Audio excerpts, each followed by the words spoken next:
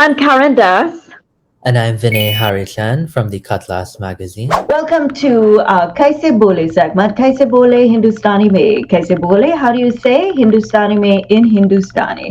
How do you say costume in Hindustani? It is Ram Leela time and you see lots of costumes. It's also a very popular time for dancers. So you see a lot of dance groups and solo dancers taking the stage, and they're all beautifully dressed in costume. So कैसे बोले costume Hindustani में? How do you say costume in Hindustani? Well, several words came up. Poshak. Let's see. Pausad in Suriname, thanks to Nalini. Kamal Dev Rai. In English, costume. In Hindi, paridhan, veshbhusha, pahnawa. In Sanskrit, poshakam. In Bhojpuri, pahinawa. In Urdu, poshak. Right, that was very clear. Thank you, Kamal.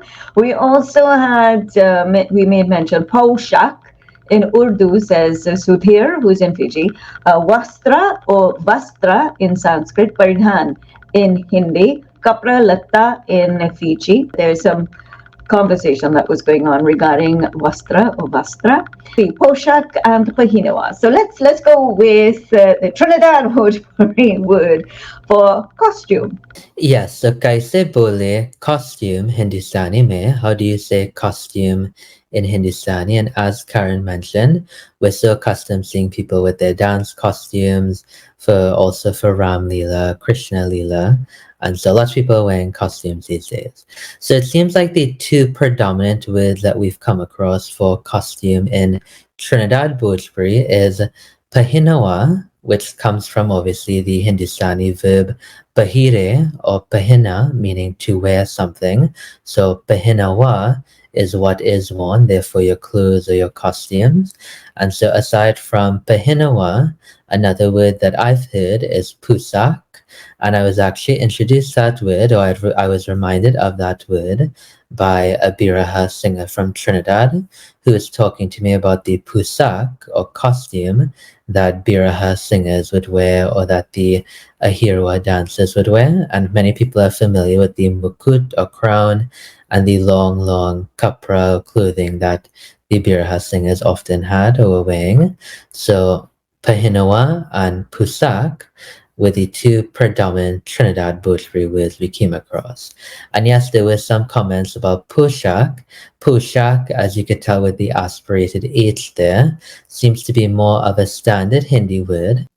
And so as we know, there's different words in different dialects of Hindustani. So someone from Suriname mentioned Posad from Suriname, but we haven't encountered that too often in Trinidad. And then somebody mentioned Sudhir. In Fiji, they'll say kapra latta.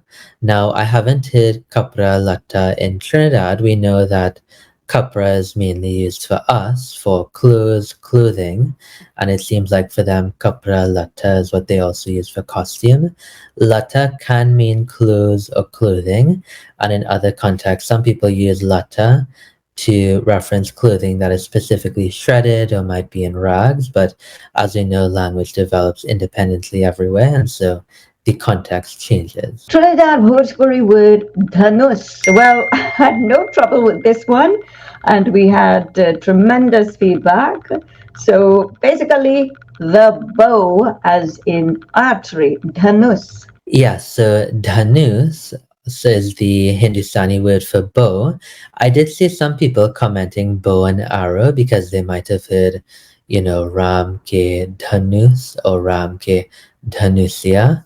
And so they might assume that that means Lord Ram's bow and arrow, but it is very important to distinguish that dhanus or dhanush is just the bow. And some people are commenting dhanush and making mention that that aspirated H in the end is the Hindi pronunciation, while we know in Bhojpuri, dhanus without the aspirated H in the end is the Bhojpuri pronunciation. And to clarify the word for arrow, most typically in Bhojpuri we'll hear bun, which is, again, the Hindustani word for bow, or we'll hear tir, so dhanus tir or dhanus ban. That's bow and arrow. And there's one song I would like to draw a parallel to that some people might know. It's a popular sohar in Trinidad, and this version is sung by Rukmini Holas Bipa. She's a popular local singer, and she sang a sohar where the lyrics go, Rama ke hatwa danusia bahuta nike lage ho. Ram के हथवा धनुषिया बहुत which means that the bow in Lord Rama's hand is looking very beautiful. Nike lage ho. So we continue with the theme for Ram Leela, and well, this was a hot one. Lanka ag lagawe. So Lanka, which we should know, ag, which we've done, lagawe, and I'm sure that popped up already. So Lanka ag lagawe, running through the comments, burning Lanka. Lanka is burning. We had burning the city of Lanka when Lord Hanuman burnt Lanka. Burning of the city of Lanka, burning of Lanka. Lanka is on fire. Lanka is burning.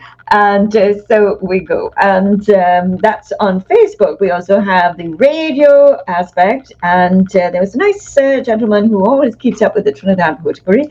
And he texted in to set fire to Lanka. So Lanka ag lagawe. Yes, Lanka ag lagawe. So let's break it down word by word.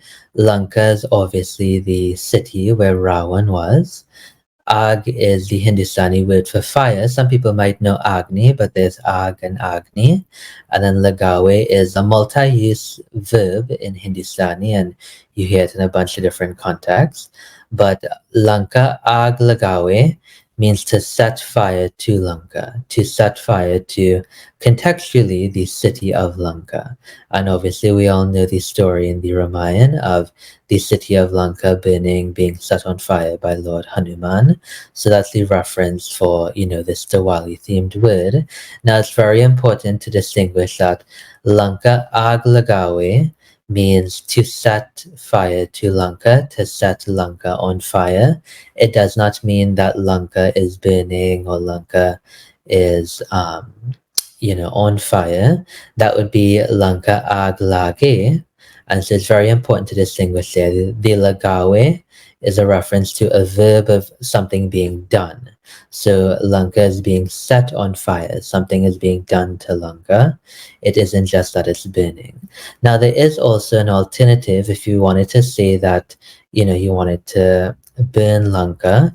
That would be Lanka jarawe or Lanka jalawe. And you could even hear that in a song, a very old song that was sung by Evelyn Morgan from Guyana. She sings it in sort of a Guyanese Tumri style. And the song goes, Jaise Lanka Jalawe Hanuman, which means like Hanuman burned the city of Lanka. All right. So, on that note, if you would like to get in touch with Vinay of the Cutlass magazine, here's how you do so. Yes, you can just follow me on Instagram, Facebook, Twitter, TikTok at Cutlass Magazine, or feel free to send me a Sundays or a message, cutlasspodcast@gmail.com. Okay, so we'll catch up with you next week.